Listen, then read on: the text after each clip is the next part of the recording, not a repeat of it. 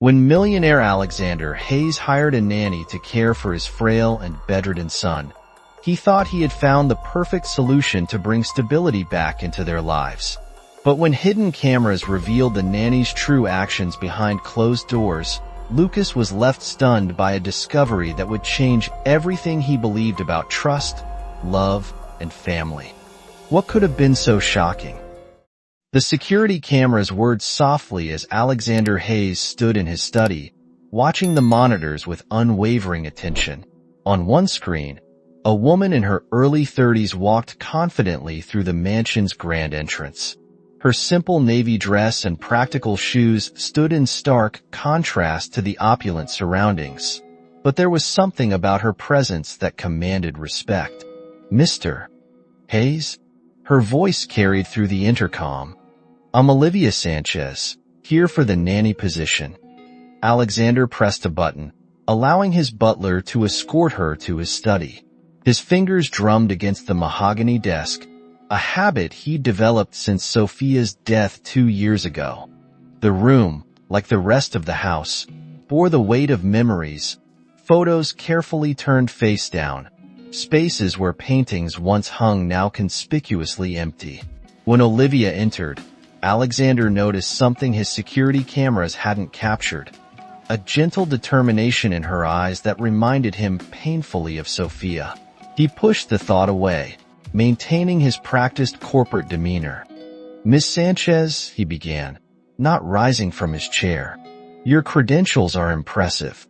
10 years in pediatric care, specialized training in respiratory conditions."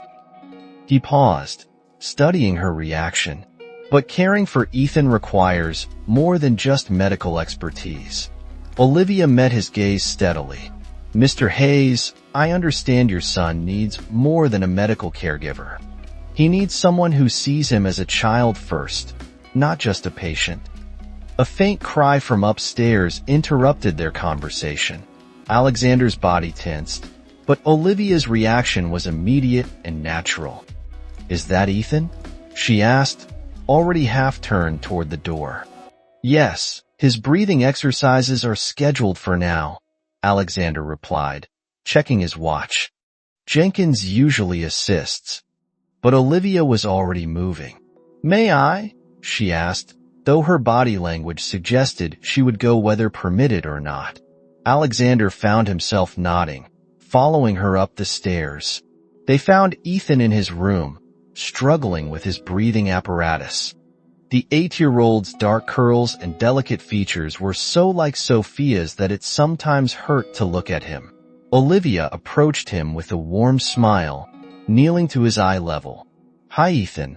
I'm Olivia. That looks like a tricky machine you've got there. Want to show me how it works?" To Alexander's surprise, Ethan's anxious expression softened slightly. He nodded, pointing to the various parts of the nebulizer.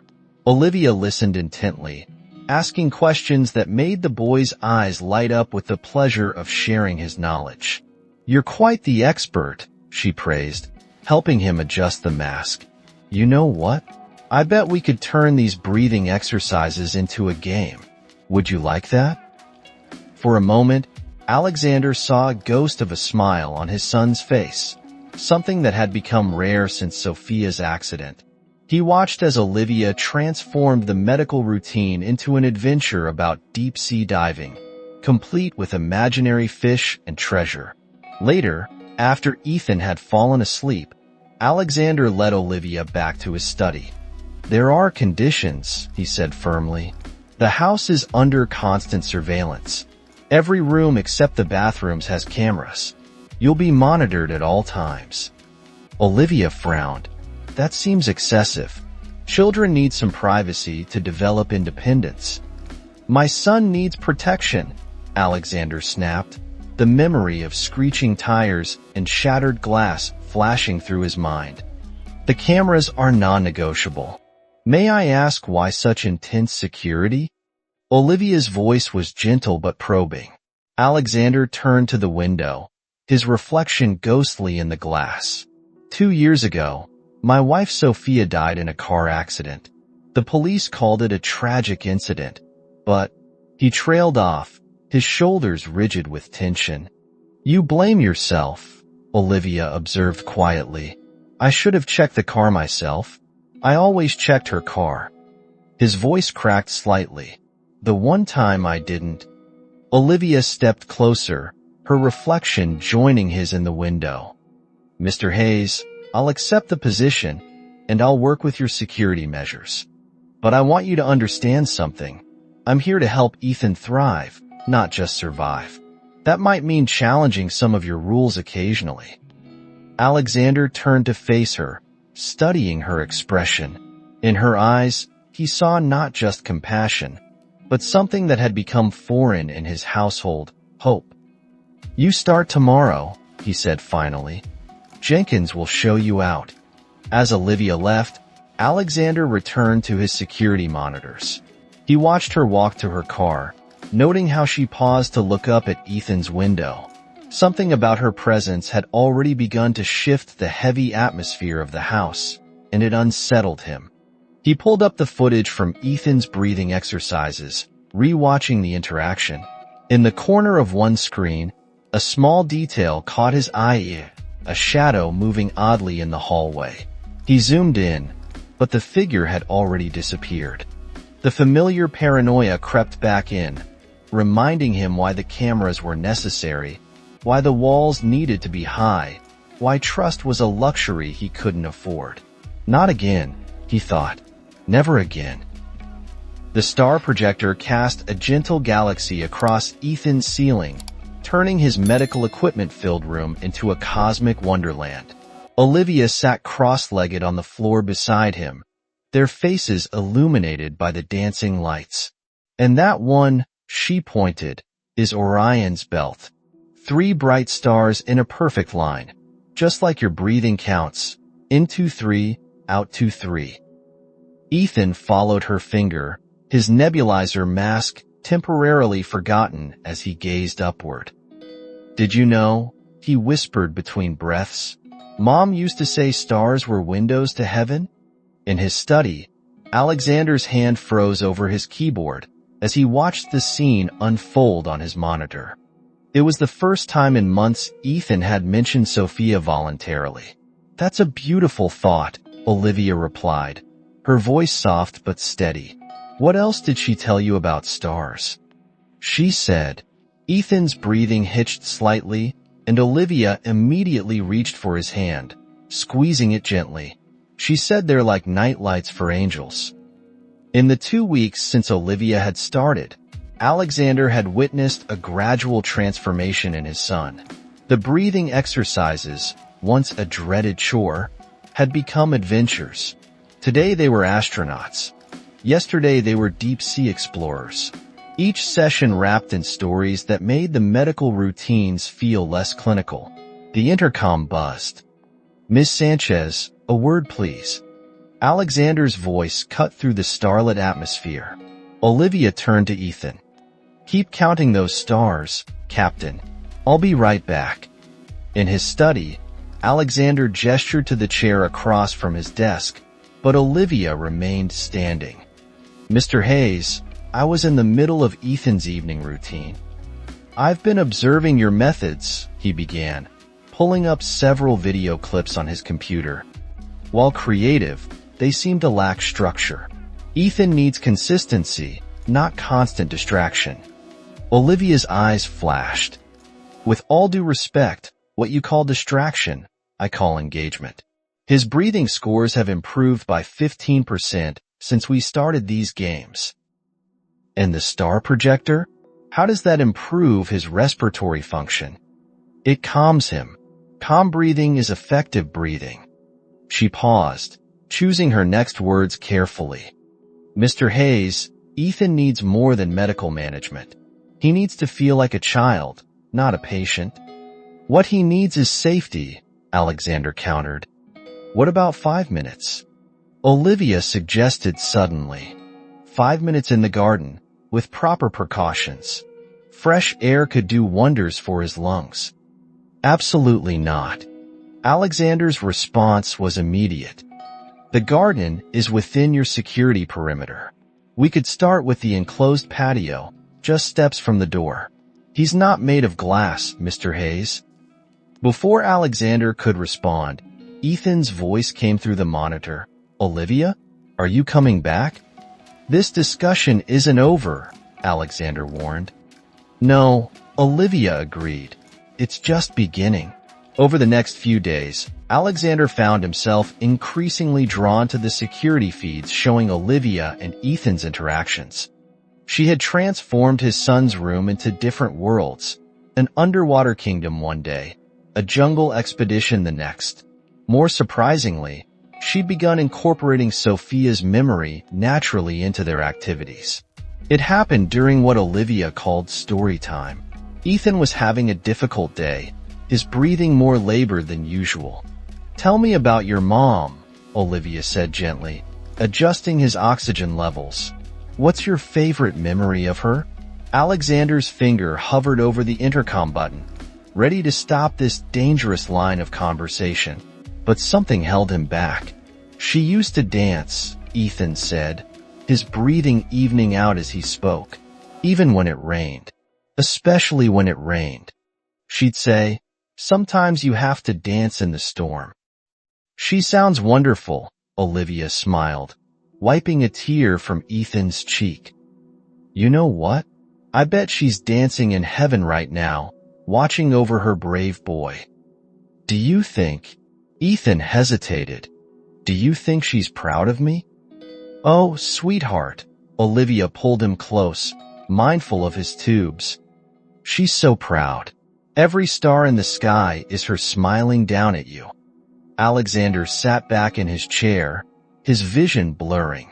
Through the cameras, he watched as his son's shoulders relaxed, his breathing steadied. Olivia held him, humming softly, the same lullaby Sophia used to sing. Later that night, after Ethan was asleep, Alexander found Olivia in the hallway. How did you know? He asked. About the rain? About her lullaby? Olivia's eyes softened. I didn't. But grief has a way of seeking light, Mr. Hayes. Ethan needs to know it's okay to remember her, to miss her, to love her, and to be happy despite losing her. For the first time, Alexander saw beyond Olivia's role as a caregiver. He saw someone who understood loss, who knew how to navigate its treacherous waters. The garden, he said finally. 5 minutes, tomorrow. No further than the patio. Olivia's smile was bright enough to rival Ethan's star projector.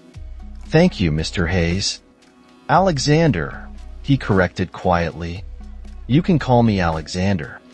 As he watched her walk away, Alexander realized something had shifted. In trying to protect his son from the world's shadows, he'd been keeping him from its light. Perhaps it was time to let some starlight in.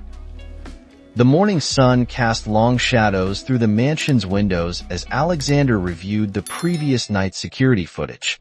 He paused on a frame showing Olivia sitting beside Ethan's bed, long after her shift had officially ended. She was reading to him, her free hand absently stroking his curls as he drifted off to sleep. Unprofessional, Alexander muttered, even as something in his chest tightened at the scene. He'd hired a medical professional, not a surrogate mother.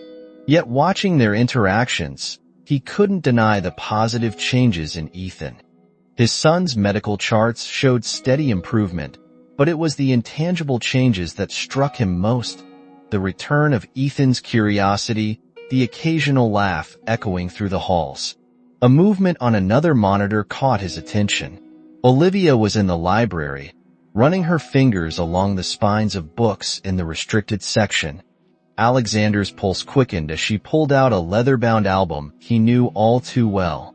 By the time he reached the library, Olivia was seated in Sophia's favorite window seat, the photo album open in her lap.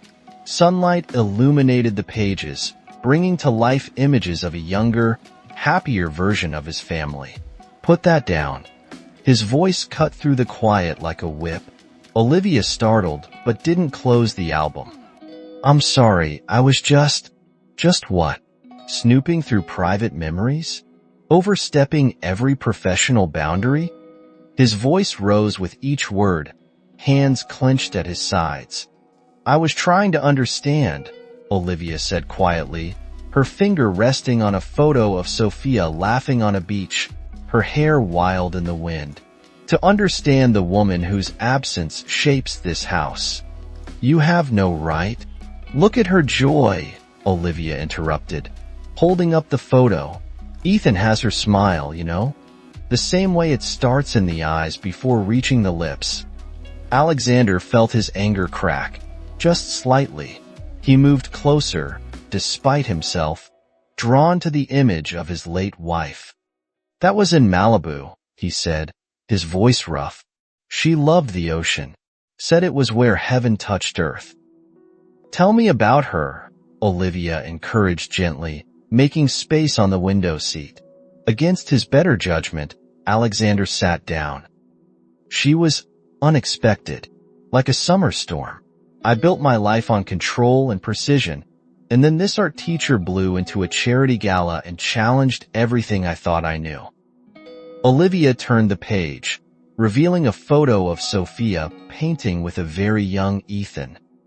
"She seems like she was an amazing mother." "She was." Alexander's throat tightened. I can't talk to Ethan about her. Every time I try, I see her car, broken at the bottom of that cliff." "Children need their memories," Olivia said softly. "Even the painful ones. They're part of his story too." Alexander was about to respond when Olivia turned another page, and a manila envelope slipped out. Before he could stop her, she'd opened it, and her eyes widened at the contents. Police reports, mechanical analyses, private investigator notes. "Alexander," she breathed, scanning the documents. "These suggest the brake lines were tampered with," he finished, his voice hard. "But there was never enough evidence. The police ruled it an accident, case closed." Olivia studied a photograph of the wreckage. The cut marks on the brake line. "They're too clean for normal wear and tear." Alexander's head snapped up. "How would you know that?" "My brother was a mechanic before." She trailed off, then refocused. "These marks are deliberate. Someone wanted it to look like an accident." Standing abruptly, Alexander began pacing. "I've had private investigators, forensic experts, but no one could prove anything. I've spent 2 years knowing someone murdered my wife, but being unable to protect her memory, to give Ethan the truth he deserves. Who had access to her car? That's the thing. Our security was tight even then. It had to be someone inside, someone we trusted." He laughed bitterly. "Hence the cameras, the rules, the walls. I can't risk losing anyone else." Olivia stood, gathering the scattered documents. "You're not alone in this anymore," she said firmly. "These reports, there are inconsistencies we could pursue. People we could re-interview. Why would you help? This isn't your fight. Because Ethan deserves to know his mother's story. Because you deserve peace." She met his gaze steadily. "And because Sophia deserves justice." Alexander studied her for a long moment. The morning sun caught her face, illuminating the determination in her eyes. For the first time in 2 years, he felt something shift in his chest, a crack in the wall he'd built around his grief. "There's more," he said finally. "In my study, files I've never shown anyone." As they left the library, Alexander glanced back at the photo album still lying open on the window seat. Sophia's smile seemed to follow them, a reminder of all that was lost and perhaps all that could still be found. The security cameras whirred overhead, recording this moment when the first rail crack appeared in Alexander Hayes's carefully constructed fortress. But for once, he wasn't watching the monitors.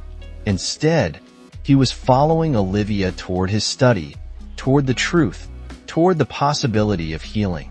What neither of them noticed was the shadow that passed briefly across one of the cameras, a familiar figure moving with practiced stealth through the mansion's halls, watching, waiting, worried that their carefully buried secrets were about to surface.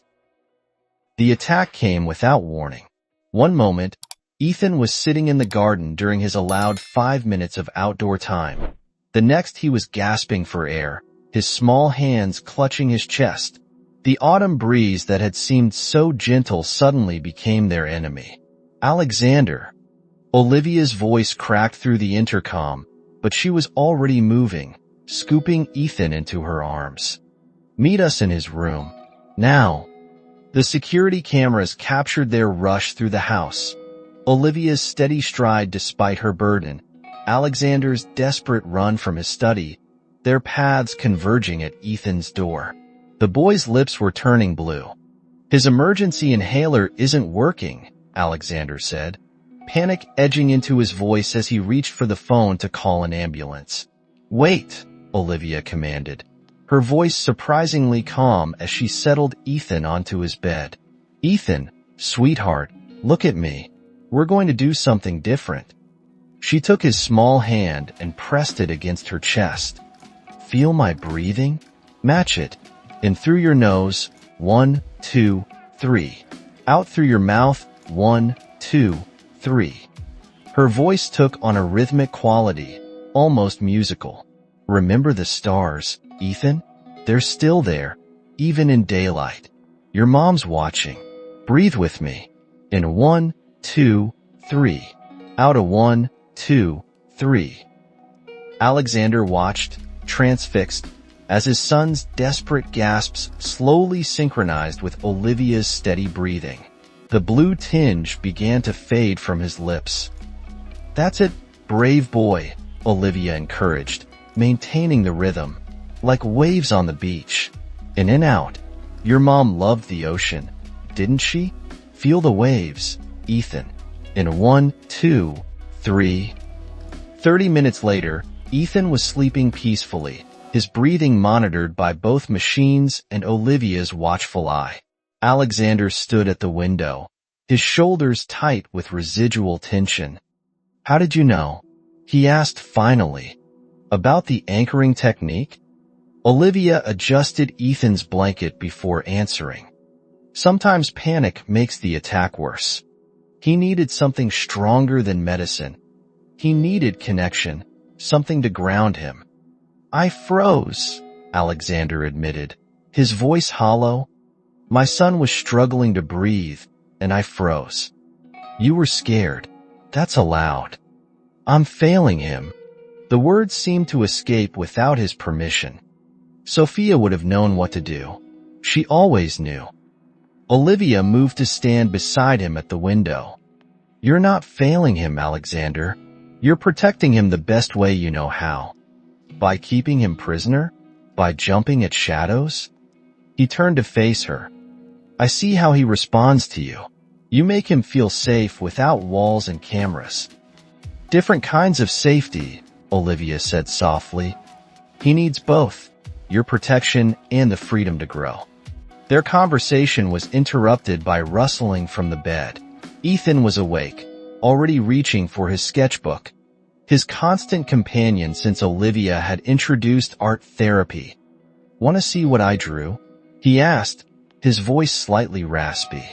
They moved to his bedside, where he proudly displayed his latest creation. The drawing showed 3 figures in front of a house.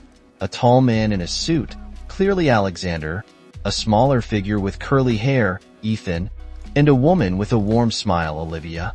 Above them, floating in a star-filled sky, was another figure with wings. That's Mom, Ethan explained, pointing to the angel. She's watching over us. Alexander's breath caught. It's beautiful, son. Olivia helped me. She said it's okay to have Mom in the sky and still be happy down here. Ethan looked up at his father with Sophia's eyes. Dad? Olivia reminds me of Mom sometimes. The way she laughs and how she makes everything feel better. Is that okay? The question hung in the air, heavy with meaning. Alexander felt something crack inside his chest.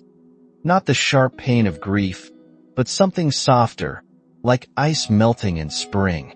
He looked at Olivia, really looked at her. She was nothing like Sophia physically.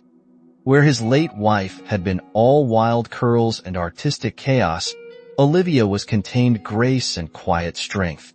Yet there was something in her presence that echoed Sophia's essence, that ability to make their house feel like a home.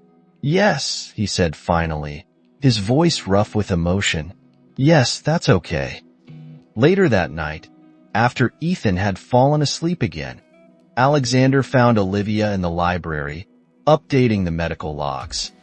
"Thank you," he said simply, "for today, for everything." She looked up, her eyes soft in the lamplight. "You don't have to thank me for caring about him." "Not just him," Alexander said quietly, then seemed surprised by his own words. A moment of understanding passed between them, charged with possibilities neither was ready to name. The security cameras recorded it all. The way they stood slightly too close. The way their hands almost touched as Olivia passed him the medical chart. The way they both pulled back, remembering their positions, their boundaries, their ghosts. But something had shifted, as undeniable as the changing seasons. In Ethan's drawing, carefully pinned above his bed, an angel smiled down at her family, the one she'd left behind, and the one slowly, carefully, learning to grow in her absence. In his security room, the monitors glowed with dozens of angles of the same scene, but Alexander wasn't watching. Instead, he was in his son's room, sitting in the darkness, looking at a drawing of a family he never expected to have again. Rain drummed against the study windows as Alexander spread the files across his desk. The house was quiet, Ethan asleep upstairs after another successful day with Olivia.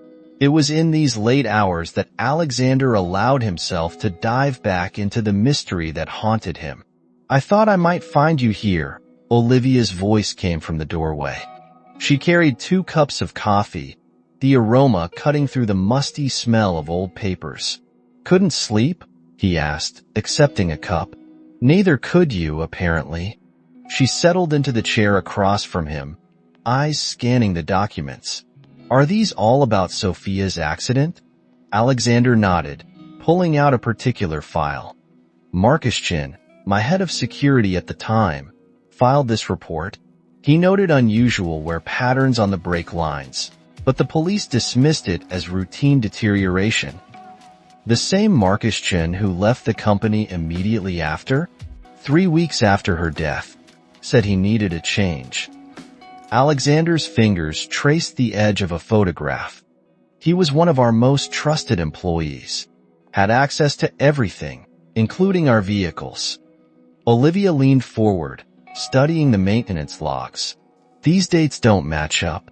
According to this, the car was serviced 2 days before the accident, but the wear pattern suggests at least a week of damage," Alexander finished.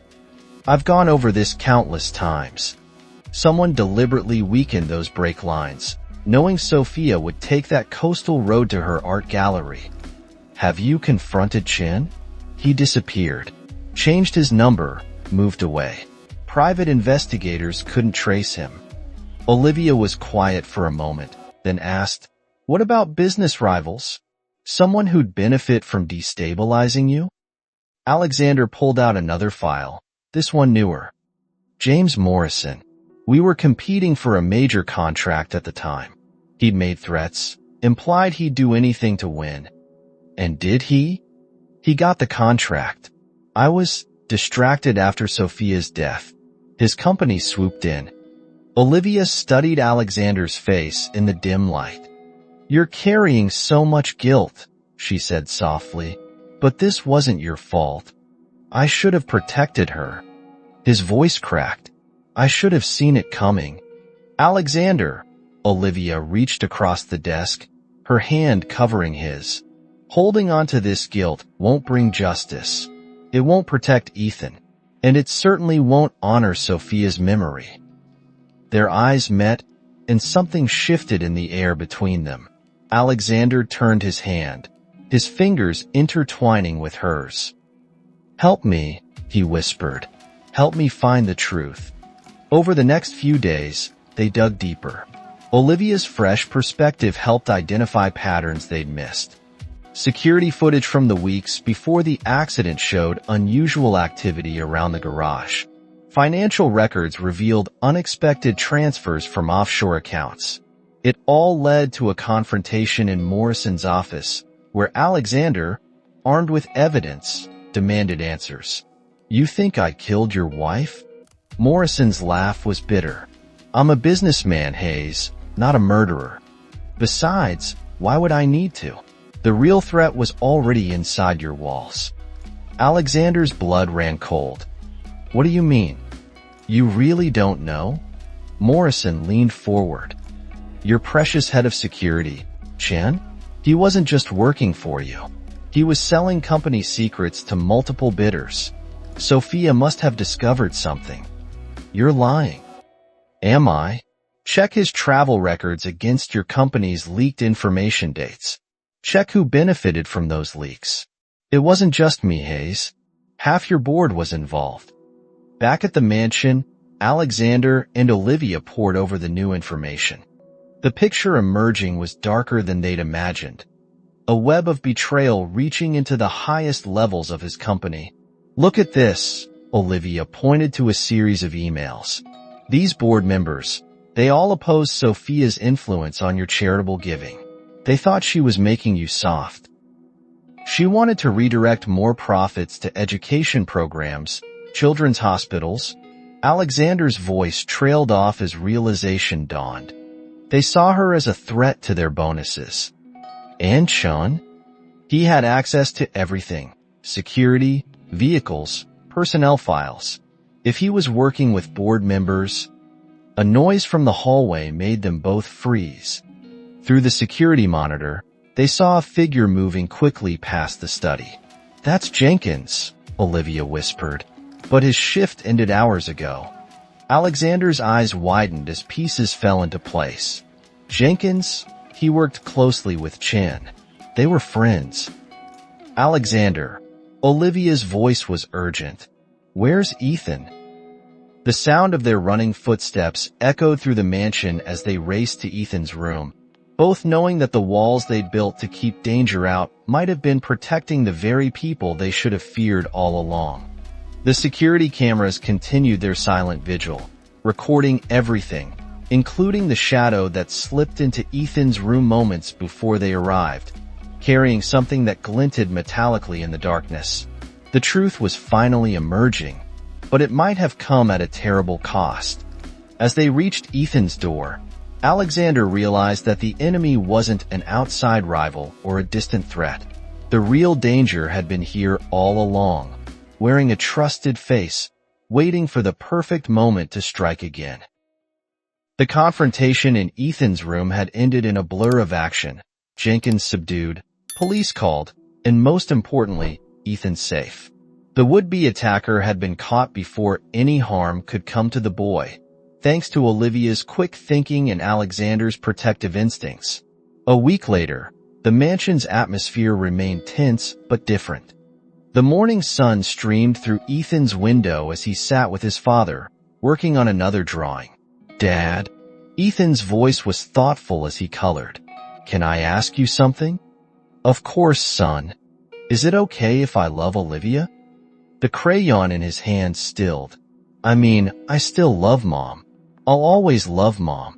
But Olivia, she makes the sad feel smaller." Alexander felt his heart constrict. In his son's innocent question, he heard his own unspoken struggles.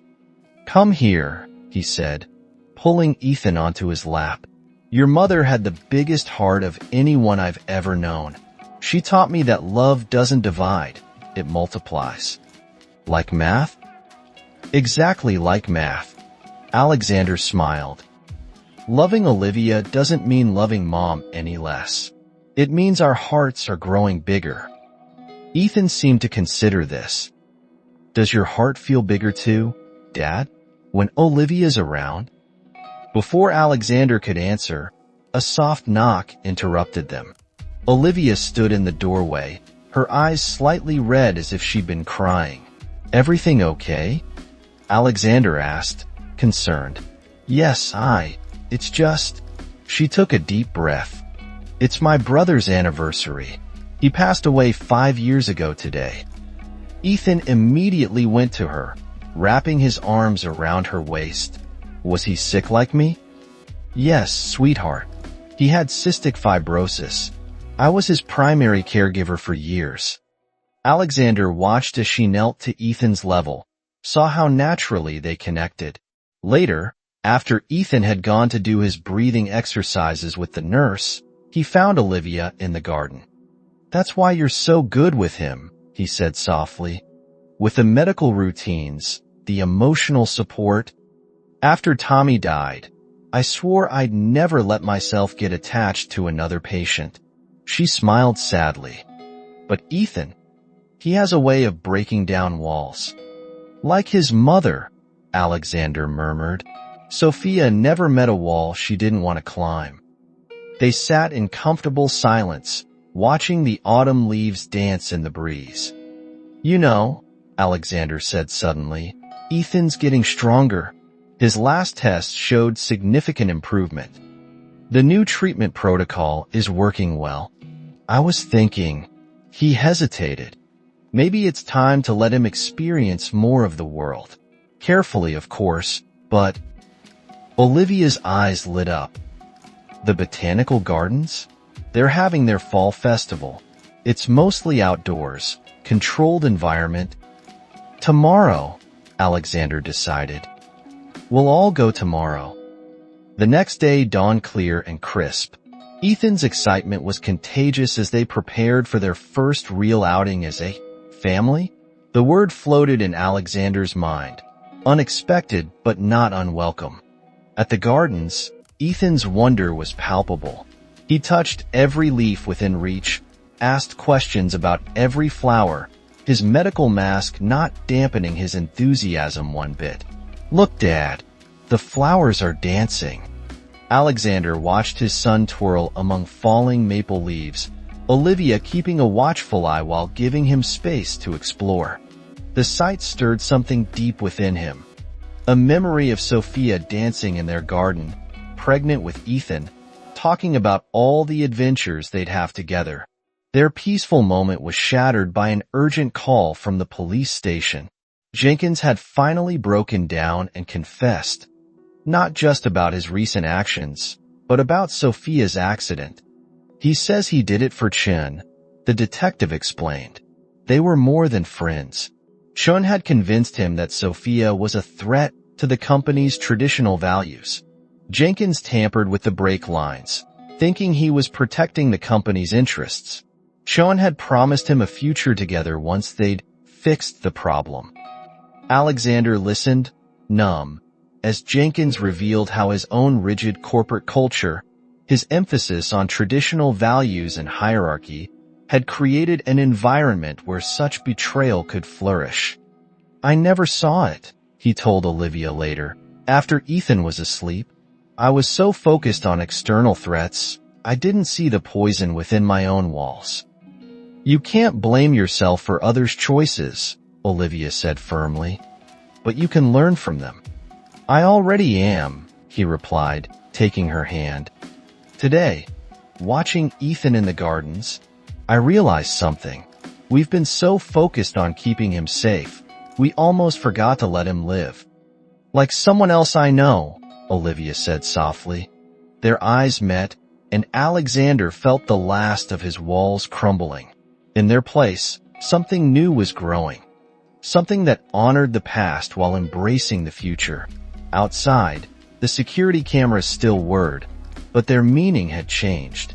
They were no longer barriers against the world, but witnesses to a family's healing, to love's persistence, to the truth that sometimes the greatest safety lies not in walls, but in the courage to open our hearts again. The garden had been transformed. Thousands of tiny lights twinkled in the trees, mirroring the stars above. Alexander stood nervously adjusting his tie, while Ethan, dressed in his best suit, clutched a small velvet box with solemn importance. Are you ready, Dad? Ethan whispered, practically bouncing with excitement. Almost. Alexander knelt beside his son. Are you sure about this, buddy? About Olivia becoming part of our family? Ethan's expression turned serious beyond his years. Mom would want us to be happy.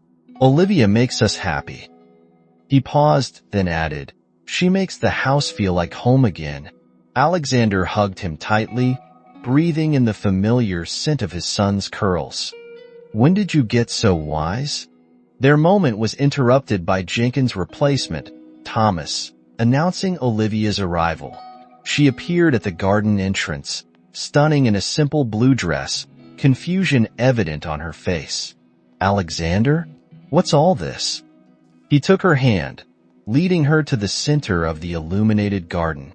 Do you remember the first time you challenged my rules about letting Ethan outside? She smiled. You looked like you might fire me on the spot. Instead, you showed me that sometimes the greatest act of love is letting go of fear. He squeezed her hand. You taught me that walls don't just keep danger out, they can keep life from getting in. Ethan stepped forward, offering the box. Alexander took it, dropping to one knee. Olivia Sanchez, you didn't just heal my son's breathing. You helped us all learn to breathe again. Will you marry me? Olivia's hand flew to her mouth, tears gathering in her eyes. But instead of joy, Alexander saw conflict, hesitation. She stepped back slightly. Alexander, I love you both so much, but Sophia's presence is everywhere. Her photos, her memories. How can I possibly?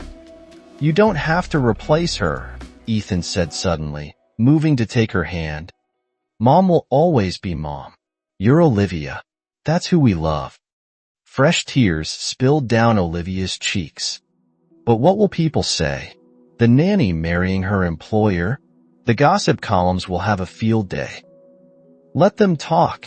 Alexander stood, still holding the ring. We've faced worse than gossip. I need time, Olivia whispered. Just a little time.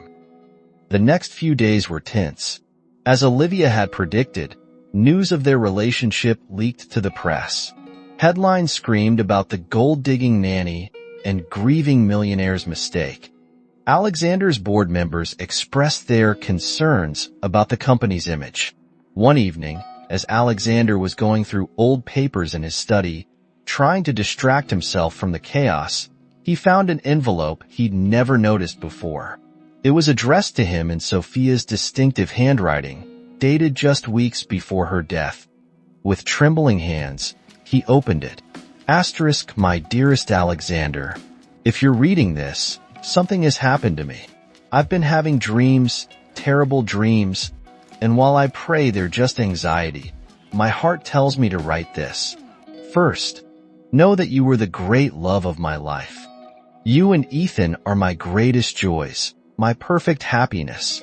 But if I'm gone, I need you to promise me something. Don't let our love become a cage. Don't let my memory be the walls that keep you from living. If love finds you again, real, beautiful, unexpected love, embrace it. Our son deserves to see his father happy. He deserves to know that love doesn't end with loss. It transforms. I chose you because of your capacity for love, even though you hide it behind protocols and procedures. Don't let my death become another wall. Live, my love. Love again. Dance in the rain. Forever yours, Sophia asterisk. Alexander found Olivia in the library, where she'd been spending her evenings since the proposal. Wordlessly, he handed her the letter. As she read, tears fell onto the paper. She knew, Olivia whispered. Somehow, she knew you'd need permission to love again. I don't need permission, Alexander said softly. I need you. We need you. Not as Sophia's replacement, but as yourself, the woman who taught us that family isn't defined by the past, but by the love we choose every day. Olivia stood, touching his face gently. Ask me again. This time, when Alexander knelt, Ethan appeared from behind a bookshelf, where he'd definitely not been eavesdropping. to hand him the ring box. "Olivia Sanchez, will you help us build a new chapter of our story?" "Yes," she whispered, then louder, "Yes." As Alexander slipped the ring onto her finger, Ethan launched himself at them both, creating a group hug that was equal parts laughter and tears. Above them, through the library skylight, stars twinkled. Or perhaps it was Sophia, smiling down at her family as they learned to dance in the rain once more. The security cameras captured it all, but their footage showed something different now. Not a fortress being breached, but a family being built, stronger for having known loss, braver for choosing love again.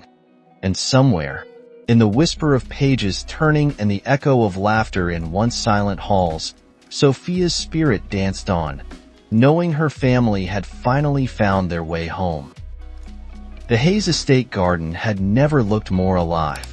Ocean blue ribbons danced with starlit decorations, transforming the once fortress-like space into an ethereal wonderland. White chairs lined the grass, each adorned with a single stargazer lily, Sophia's favorite. Alexander stood at the altar, a structure woven with seagrass and twinkling lights, his heart full as he watched Ethan practice his ring-bearer duties one last time. "Dad," Ethan called, rushing over in his tailored suit. "Look what I made for the ceremony." He held up a small wooden box, hand-painted with stars and waves. "For the rings. See? The ocean for Olivia and stars for Mom." Alexander knelt, examining the box with misty eyes. "It's perfect, son. Absolutely perfect." The wedding march began, but not with traditional organ music. Instead, the soft sound of waves filled the air, mixed with a melody Sophia used to hum to Ethan. And then Olivia appeared. She wore a simple gown that caught the light like sea foam, her dark hair crowned with tiny stars. But it was her smile, radiant, tender, full of promise, that took Alexander's breath away. Ethan stood between them, holding his painted box, as they exchanged vows. Alexander spoke of second chances and brave hearts. Olivia promised to honor both present and past, to love fiercely and freely. "And I promise you, Ethan," she added, going off script to kneel before the boy, "to always keep your mother's spirit alive in this home, to help you know her through stories and memories, and to add my love to hers, never replacing, always expanding." That's when the first raindrop fell. Guests reached for umbrellas, but Ethan's laugh stopped them. "Mom always said to dance in the storm," he called out, his voice carrying across the garden. Alexander and Olivia exchanged glances, remembering Sophia's letter. Without hesitation, they joined hands. "May I have this dance?" Alexander asked, as the rain began to fall in earnest. The orchestra, protected under a canopy, struck up Beyond the Sea, the song Sophia and Alexander had danced to at their own wedding. But this time, 3 people danced, Ethan between them, their laughter mixing with the rain. Guests joined in, abandoning their seats for the impromptu celebration. The garden became a swirl of wet formal wear and joyous faces, exactly the kind of spontaneous magic Sophia had always loved. During a quiet moment in the reception, now moved indoors, Ethan presented his wedding gift, a large frame drawing. It showed the garden scene, Alexander and Olivia dancing in the rain, Ethan between them. Above, drawn with special care, was Sophia as an angel, her wings made of stars, her smile blessing the scene below. "She's still with us," Ethan explained, "just in a different way now." Olivia wiped tears from her eyes, then reached for her own gift. "I have something for both of you," she said, presenting a leather-bound book. Alexander opened it to find Olivia's elegant handwriting filling the pages. The first entry was dated the day she arrived at the Hayes estate. "Today I met a boy whose breath comes hard but whose heart remains soft. His father builds walls to protect him, not seeing that sometimes protection means letting the light in. As Alexander read, his vision blurred. Every page captured moments he'd missed or forgotten. Ethan's first full laugh after Sophia's death, the day he slept through the night without nightmares, the morning he asked if angels could see through clouds. Today, Ethan told me about his mother's garden, how she used to say flowers were Earth's way of catching starlight. We planted moonflowers by his window. Alexander watched from his study but didn't stop us. Progress comes in small steps. The entries continued, documenting their journey from broken to healing, from guarded to open, from separate to family. The final entry was dated that morning. Today we become official, but the truth is, we've been family since that first respiratory attack, since the first shared secret, since the first time Ethan's drawing included us all. Sophia knew love multiplies. Today, we prove her right. I never saw it all before, Alexander whispered, holding the diary. How far we've come. Sometimes you need another perspective to see your own story clearly, Olivia replied. Later that night, after the guests had gone and Ethan had fallen asleep between them on a couch, Alexander and Olivia stood in the garden. The rain had left everything fresh, the security lights catching droplets like tiny stars. The cameras caught your first day here, Alexander mused. You looked up at them and frowned. I thought they were barriers, Olivia laughed. Now I see they're just witnesses to our story. Speaking of witnesses, he nodded toward the house, where Ethan's new drawing hung prominently in the entrance hall. She would have loved this, you know? All of it. I know, Olivia said softly. I feel her sometimes, in the way Ethan laughs, in the gardens, in the starlight. Above them, the clouds parted, revealing a sky full of stars. A security camera panned automatically, capturing the moment Alexander Hayes and his wife began to dance again. No music needed but the rhythm of their hearts. Inside, Ethan stirred briefly in his sleep, smiling as if sharing a secret with the stars. The Hayes estate, once a fortress of grief, now stood as a testament to love's ability to heal, to grow, to transform.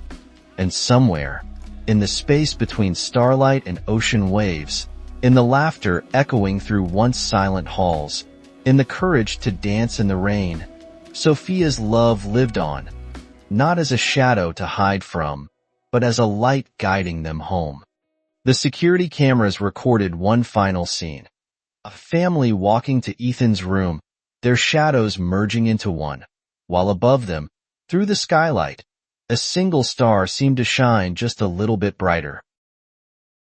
Don't forget to like and subscribe to our YouTube channel so we can keep bringing you the best stories.